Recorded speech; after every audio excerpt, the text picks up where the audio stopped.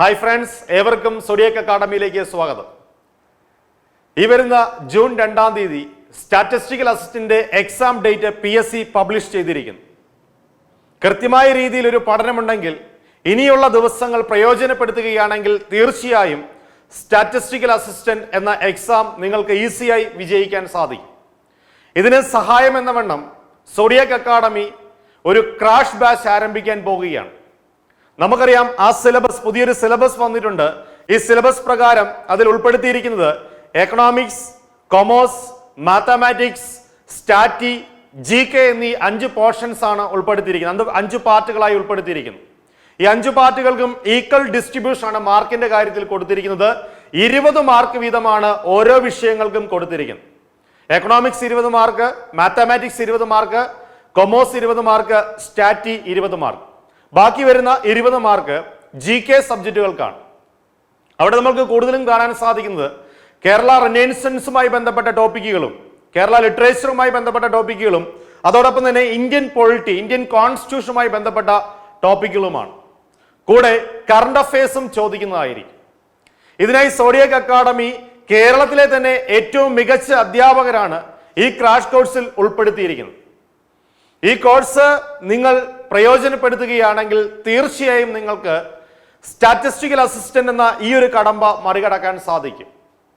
കൃത്യമായ രീതിയിൽ കൃത്യമായ പ്ലാനിങ്ങോട് കൂടിയാണ് ക്ലാസ്സുകൾ പോകുന്നത്. ഇതിനായി കൃത്യമായി ക്ലാസ്സുകൾ ഷെഡ്യൂൾ ചെയ്ത് കൃത്യമായ ഒരു പ്ലാൻ സോഡിയാക് അക്കാഡമി ഉണ്ടാക്കിയിട്ടുണ്ട്. ആ രീതിയിലായിരിക്കും ക്ലാസ്സുകൾ മുമ്പോട്ട് പോകാൻ പോകുന്നത്. ഞാൻ കൈകാര്യം ചെയ്യുന്ന വിഷയം ഇന്ത്യൻ പൊളിറ്റി അല്ലെങ്കിൽ ഇന്ത്യൻ കോൺസ്റ്റിറ്റ്യൂഷനാണ്.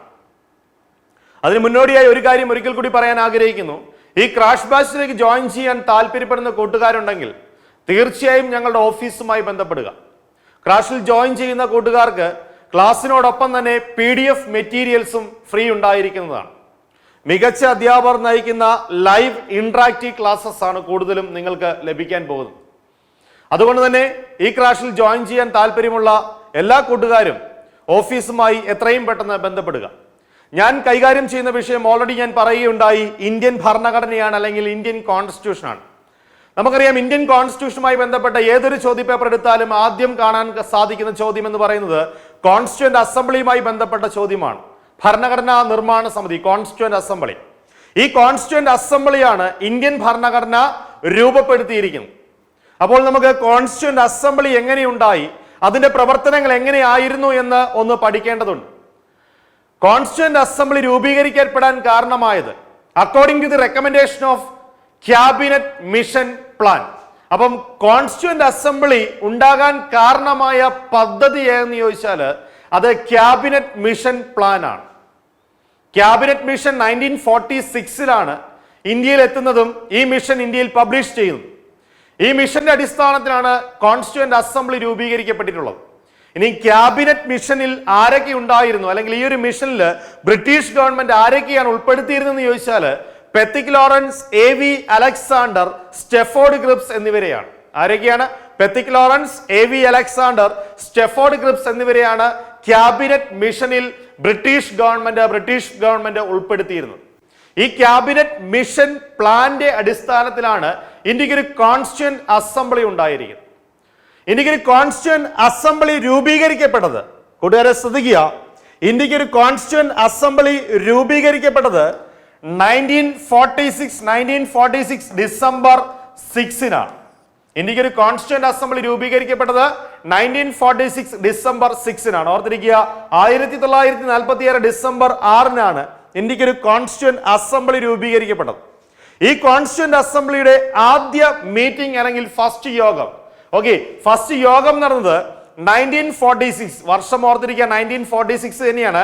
1946 ഡിസംബർ 9 ഫസ്റ്റ് മീറ്റിംഗ് നടന്നത്. അപ്പൊ ഒരിക്കൽ കൂടി പറയാം, തെറ്റിപ്പോകരുത്. കോൺസ്റ്റിറ്റ്യൂന്റ് അസംബ്ലി, ഭരണഘടനാ നിർമ്മാണ സമിതി, കോൺസ്റ്റിറ്റ്യൂന്റ് അസംബ്ലി രൂപീകരിക്കപ്പെട്ടത് 1946 ഡിസംബർ 6 അതിന്റെ ആദ്യ മീറ്റിംഗ് നടന്നത് 1946 ഡിസംബർ 9 ഇനി ടോട്ടൽ നമ്പർ ഓഫ് മെമ്പേഴ്സ്, അതായത് കോൺസ്റ്റിറ്റ്യൂന്റ് അസംബ്ലിയിൽ ഉണ്ടായിരുന്ന ആകെ അംഗങ്ങളുടെ എണ്ണം എടുത്താൽ അത് 389 389. 389. ടോട്ടൽ നമ്പർ ഓഫ് മെമ്പേഴ്സ് ആണ് എത്ര? 389.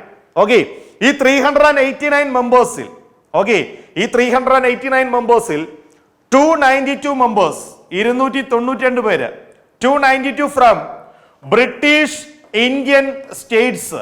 ഓർത്തിരിക്കുക, ബ്രിട്ടീഷ് ഇന്ത്യൻ സ്റ്റേറ്റ്സ് എന്ന് വെച്ചാൽ അന്നുണ്ടായിരുന്ന ബ്രിട്ടീഷ് ഇന്ത്യൻ സംസ്ഥാനങ്ങളിൽ നിന്ന് 292 പേര് ഇലക്ട് ചെയ്യപ്പെട്ടു. Then 93 ഫ്രം പ്രിൻസ്ലി സ്റ്റേറ്റ്സ് അല്ലെങ്കിൽ നാട്ടുരാജ്യങ്ങൾ. 93 പേര് നാട്ടുരാജ്യങ്ങളെ റെപ്രസെന്റ് ചെയ്തു വന്നു. ഓക്കെ അല്ലെ? So total number of members 389. Okay, അതിൽ 292 from British Indian States, 93 from princely States അല്ലെങ്കിൽ നാട്ടുരാജ്യങ്ങളിൽ നിന്ന്.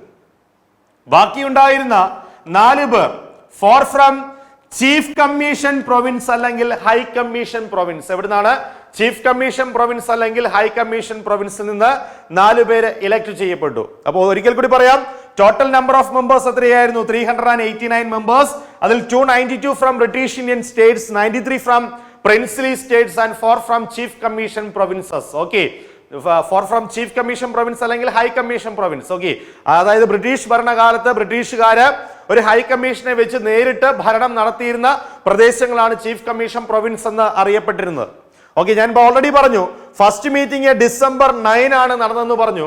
ഈ ഫസ്റ്റ് മീറ്റിംഗിൽ പങ്കെടുത്ത അംഗങ്ങൾ വെറും 207 അംഗങ്ങൾ മാത്രമാണ്. 207. ഓക്കെ, അപ്പൊ ഫസ്റ്റ് മീറ്റിംഗിൽ പങ്കെടുത്ത അംഗങ്ങൾ എത്രയെന്ന് ചോദിച്ചാൽ 207 അംഗങ്ങൾ മാത്രമാണ് ആദ്യ മീറ്റിംഗിൽ പങ്കെടുത്തത്. ഓക്കെ, അപ്പൊ നമുക്ക് ഒരു ഡൗട്ട് ഉണ്ടാകും, ടോട്ടൽ നമ്പർ ഓഫ് മെമ്പേഴ്സ് 389 ഉണ്ടായിരുന്നു, എന്തുകൊണ്ട് ഫസ്റ്റ് മീറ്റിംഗിൽ വെറും 207 മെമ്പേഴ്സ് മാത്രമേ പങ്കെടുത്തുള്ളൂ? Okay, what was the reason? എന്തായിരുന്നു കാരണം? എന്താണ് കാരണമെന്ന് ചോദിച്ചാൽ ഫസ്റ്റ് മീറ്റിംഗ് ഒരു പൊളിറ്റിക്കൽ പാർട്ടി ബോയ്ക്കോട്ട് ചെയ്തു. അങ്ങനെയെങ്കിൽ ഏത് പൊളിറ്റിക്കൽ പാർട്ടിയാണ് ആദ്യത്തെ മീറ്റിംഗ് ബോയ്ക്കോട്ട് ചെയ്തത്? അത് മുസ്ലിം ലീഗാണ്. ഓർത്തിരിക്കുക, ഫസ്റ്റ് മീറ്റിംഗ് ബോയ്ക്കോട്ട് ചെയ്ത പൊളിറ്റിക്കൽ പാർട്ടി എന്ന് ചോദിച്ചാൽ മുസ്ലിം ലീഗാണ്. ആദ്യ സമ്മേളനം മുസ്ലിം ലീഗ് എന്ത് ചെയ്തു? ബഹിഷ്കരിച്ചു, അവർ പങ്കെടുത്തില്ല. ഓക്കെ, കോൺസ്റ്റിറ്റ്യൂന്റ് അസംബ്ലിയിൽ കോൺഗ്രസുകാരുടെ എണ്ണം കൂടുതലാണ് അല്ലെങ്കിൽ ഹിന്ദുക്കളുടെ എണ്ണം കൂടുതലാണ് എന്ന് ചൂണ്ടിക്കാണിച്ചുകൊണ്ട് ഫസ്റ്റ് മീറ്റിംഗ് മുസ്ലിം ലീഗ് ബോയ്ക്കോട്ട് ചെയ്തു. അതുകൊണ്ടാണ് ഈ നമ്പർ ഇത്രയും കുറഞ്ഞു പോയത്. ഓക്കെ, അപ്പൊ ടോട്ടൽ നമ്പർ ഓഫ് മെമ്പേഴ്സ് 389 ആണെങ്കിലും ഫസ്റ്റ് മീറ്റിംഗിൽ പങ്കെടുത്ത അംഗങ്ങൾ എത്രയെന്ന് ചോദിച്ചാൽ 207 ആണ്. 207 മെമ്പേഴ്സ് ആണ് ഫസ്റ്റ് മീറ്റിംഗിൽ പങ്കെടുത്തത്. കോൺസ്റ്റിറ്റ്യൂന്റ് അസംബ്ലിയുടെ അധ്യക്ഷൻ ആരെന്ന് ചോദിച്ചാൽ നമുക്കറിയാം, കോൺസ്റ്റിറ്റ്യൂന്റ് അസംബ്ലിയുടെ പെർമനന്റ് ചെയർമാൻ ആരായിരുന്നു?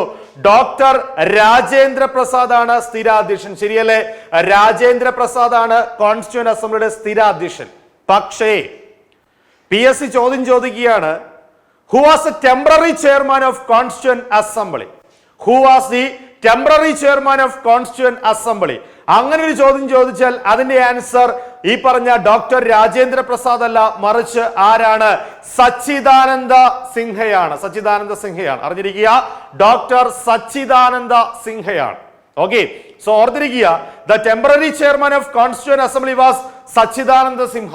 എന്ന് വെച്ചാൽ 1946 December 9 ചേർന്ന മീറ്റിംഗിൽ ഒരു സ്ഥിരാധ്യക്ഷനെ തിരഞ്ഞെടുത്തിരുന്നില്ല. അന്ന് ആ കൂടെ ഏറ്റവും പ്രായം കൂടിയ വ്യക്തിയായിരുന്ന ഡോക്ടർ സച്ചിദാനന്ദ സിൻഹയെ താൽക്കാലിക അധ്യക്ഷനായി തിരഞ്ഞെടുക്കുന്നു. ഓക്കെ ആണല്ലോ? ദെൻ അറിഞ്ഞിരിക്കുന്ന മറ്റൊരു കാര്യം, തൊട്ടടുത്ത ഡേറ്റ് 1946 January 11. Okay, 1946 December 11. ഓർത്തിരിക്കുക, December 11, 1946 December 11, 1946 December 11. Okay, 1946 December 11 ഈ ഡോക്ടർ രാജേന്ദ്ര പ്രസാദിനെ സ്ഥിരാധ്യക്ഷനായി തിരഞ്ഞെടുക്കുന്നു. ഡേറ്റ് ഒരിക്കൽ കൂടി പറയാം, 1946 1946. ഞാൻ വായിക്കുകയാണ്.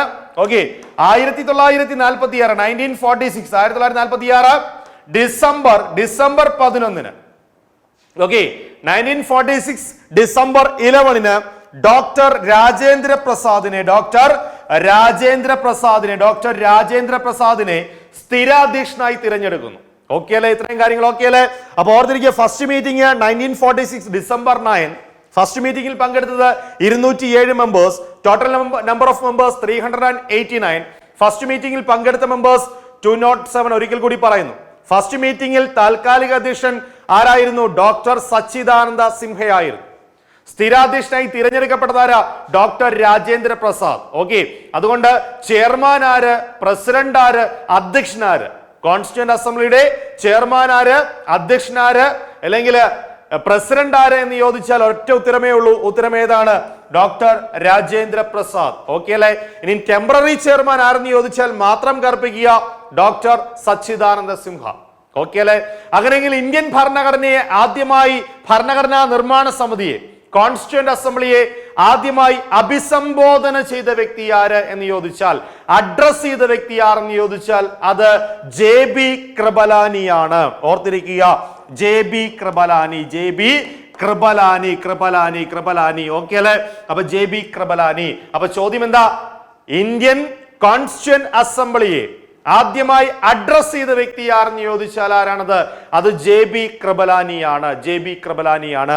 ഓക്കെ, ചോദ്യം, മറ്റൊരു ചോദ്യം PSC ഇതിനു മുമ്പ് പ്രീവിയസ് പലതവണ ചോദിച്ച ചോദ്യമാണ്. ഡോക്ടർ രാജേന്ദ്ര പ്രസാദിനെ, ഓക്കെ, ഡോക്ടർ രാജേന്ദ്ര പ്രസാദിനെ സ്ഥിരാധ്യക്ഷനായി, പെർമനന്റ് ചെയർമാനായി ഇലക്ട് ചെയ്തത് എന്നാണ് എന്ന് PSC പലവട്ടം ചോദിച്ചിട്ടുണ്ട്. എന്നാണെന്ന് ചോദിച്ചാൽ 1946 ഡിസംബർ 11-നാണ്. 1946 ഡിസംബർ 11-നാണ്. ഓക്കെ അല്ലെ? അപ്പൊ ഇന്ത്യൻ കോൺസ്റ്റിറ്റ്യൂന്റ് അസംബ്ലി രൂപീകരിക്കപ്പെടാൻ കാരണമായ മിഷൻ എന്ന് ചോദിച്ചാൽ അത് എന്താണ്? ഞാൻ പറഞ്ഞു, ക്യാബിനറ്റ് മിഷൻ ആണ്. ഓക്കെ, ആ ക്യാബിനറ്റ് മിഷൻ പദ്ധതിയുടെ അടിസ്ഥാനത്തിലാണ് ഇന്ത്യക്ക് ഒരു കോൺസ്റ്റിറ്റ്യൂന്റ് അസംബ്ലി ഉണ്ടായത്. അപ്പൊ ക്യാബിനറ്റ് മിഷനിൽ ഉണ്ടായിരുന്ന 3 പേരെ പറ്റി പറഞ്ഞു. Pethick Lawrence, AV Alexander, Stafford Cripps. Okay അല്ലെ? Pethick Lawrence, AV Alexander, Stafford Cripps. Okay, അവിടെ കുറച്ചുകൂടെ ഡീപ്പായി പഠിക്കുകയാണെങ്കിൽ ക്യാബിനറ്റ് മിഷൻ ഇന്ത്യയിലെത്തിയത്, ഓർത്തിരിക്കുക, ക്യാബിനറ്റ് മിഷൻ ഇന്ത്യയിലെത്തിയത് 1946. ഓർത്തിരിക്കുക, 1946 മാർച്ച് 24-ന് ക്യാബിനറ്റ് മിഷൻ ഇന്ത്യയിലെത്തുന്നു. 3 പേരുണ്ട്, Pethick Lawrence, AV Alexander, Stafford Cripps. Okay, ഈ 3 പേരുമായിട്ടാണ് ക്യാബിനറ്റ് മിഷൻ ഇന്ത്യയിലെത്തുന്നത്. ഓക്കെ, ഈ ക്യാബിനറ്റ് മിഷന്റെ ഹെഡ് ആരാണ്, അല്ലെങ്കിൽ ചെയർമാൻ ആരാണ് എന്ന് ചോദിക്കുകയാണെങ്കിൽ അതിന്റെ ആൻസർ എന്ന് പറയുന്നത് പെത്തിക് ലോറൻസ്. ഓക്കെ അല്ലെ? അപ്പൊ ക്യാബിനറ്റ് മിഷന്റെ ചെയർമാൻ ആയിരുന്നു ആര്? Pethick Lawrence. ഓക്കെ, അപ്പൊ ഈ മിഷനുമായിട്ട് ഈ 3 പേര് ഇന്ത്യയിലെത്തിയത് 1946 മാർച്ച് 24-ന്. ശേഷം ഇന്ത്യയിലെത്തിയ ഈ 3 പേരും ചേർന്ന് ഒരു പദ്ധതി ഉണ്ടാക്കുന്നു, ഒരു പ്ലാൻ ഉണ്ടാക്കുന്നു. ഓക്കെ, ഈ പ്ലാൻ ഇന്ത്യയിൽ അനൗൺസ് ചെയ്തത്, പബ്ലിഷ് ചെയ്തത്, ഇന്ത്യക്കാരെ അറിയിച്ചത് എന്ന് ചോദിച്ചാൽ 1946 ഓർത്തിരിക്കുക, മെയ് 16. 1946 മെയ് 16, 1946 മെയ് 16-ന് ക്യാബിനറ്റ് മിഷൻ പദ്ധതി, പ്ലാൻ ഇന്ത്യയിൽ പബ്ലിഷ് ചെയ്യുന്നു. ഓക്കെ, ഈ ക്യാബിനറ്റ് മിഷൻ പദ്ധതിയുടെ അടിസ്ഥാനത്തിൽ, ക്യാബിനറ്റ് മിഷൻ പ്ലാന്റെ അടിസ്ഥാനത്തിലാണ് പൂർണ്ണമായും ഞാൻ പറഞ്ഞ കോൺസ്റ്റിറ്റ്യൂന്റ് അസംബ്ലി രൂപീകരിക്കപ്പെട്ടിരിക്കുന്നത്. ഓക്കെ അല്ലെ?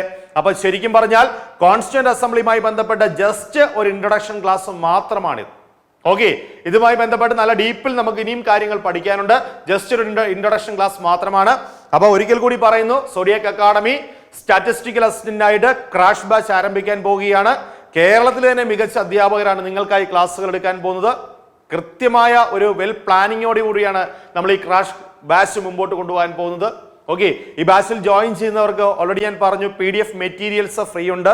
അത് തീർച്ചയായിട്ടും നിങ്ങളുടെ പഠനത്തിന് പ്രയോജനപ്പെടുന്ന മെറ്റീരിയൽസ് ആണ്. ഓക്കെ, സോ ഈ ഒരു ക്ലാസ്സിലേക്ക്, ഈ ക്രാഷ് ബാച്ചിലേക്ക് ജോയിൻ ചെയ്യാൻ താല്പര്യപ്പെടുന്ന കൂട്ടുകാരുണ്ടെങ്കിൽ പിന്നെ ഞാൻ ഓൾറെഡി ഒരു കാര്യം എടുത്തു പറയുന്നു, ഇതിലെ ക്ലാസ്സുകൾ കൂടുതലും ക്ലാസ്സുകളും ലൈവ് ഇന്ററാക്റ്റീവ് ക്ലാസ്സസ് ആണ്. എന്ന് വെച്ചാൽ നിങ്ങൾക്ക് നിങ്ങളുടെ ഡൗട്ടുകളൊക്കെ ചോദിച്ച് ക്ലിയർ ചെയ്ത് പോകാൻ സാധിക്കുന്ന ലൈവ് ഇന്ററാക്റ്റീവ് ക്ലാസ്സസ് ആണ്. ഓക്കെ, അപ്പോൾ നമ്മുടെ ആപ്പിലൂടെ ആയിരിക്കും ക്ലാസ്സുകൾ നടക്കാൻ പോകുന്നത്. അവിടെ ഡെയിലി എക്സാമിനേഷൻ ഉണ്ടാകും, ഇതുമായി ബന്ധപ്പെട്ട് പരീക്ഷകൾ ഉണ്ടാകും. ഓക്കെ, ആ എക്സാമുകൾ നിങ്ങൾക്ക് ആപ്പിലൂടെ ചെയ്യാൻ സാധിക്കും. ഓക്കെ, അതുകൊണ്ട് തന്നെ നിങ്ങൾ ഒട്ടും സമയം കളയാതെ ഈ ബാച്ചിലേക്ക് ജോയിൻ ചെയ്യാൻ ശ്രമിക്കുക. അതിനു വേണ്ടിയിട്ട് ജോയിൻ ചെയ്യുന്നതിന് വേണ്ടിയിട്ട് ഞങ്ങളുടെ അക്കാഡമിയുമായിട്ട് ബന്ധപ്പെടുക, സോഡിയാക് അക്കാഡമിയുമായിട്ട് ബന്ധപ്പെടുക. ഓക്കെ, ഓഫീസ് നമ്പർ കൊടുത്തിട്ടുണ്ട്, ഡിസ്ക്രിപ്ഷൻ ബോക്സിൽ അതിന്റെ ഡീറ്റെയിൽസ് ഒക്കെ കൊടുത്തിട്ടുണ്ട്. സോ ഓഫീസ് നമ്പറുമായി ബന്ധപ്പെടുക. തീർച്ചയായിട്ടും നിങ്ങളുടെ അഡ്മിഷൻ ഉറപ്പുവരുത്തുക. കാരണം അറിയാലോ, ഓക്കെ, മികച്ച ഒരു ജോലി തന്നെയാണ്. അപ്പം ജൂൺ 2 ആ എക്സാം നിങ്ങളെ കൊണ്ട് നല്ല രീതിയിൽ എഴുതാൻ പറ്റുന്ന രീതിയിൽ ഞങ്ങൾ നിങ്ങളെ പ്രാപ്തരാക്കുന്നതായിരിക്കും. സോ എത്രയും പെട്ടെന്ന് നിങ്ങളുടെ അഡ്മിഷൻ ഉറപ്പുവരുത്തുക. ഓക്കെ, അപ്പം ബാക്കി ക്ലാസ്സുകൾക്കായി വെയിറ്റ് ചെയ്യുക. Thank you so much.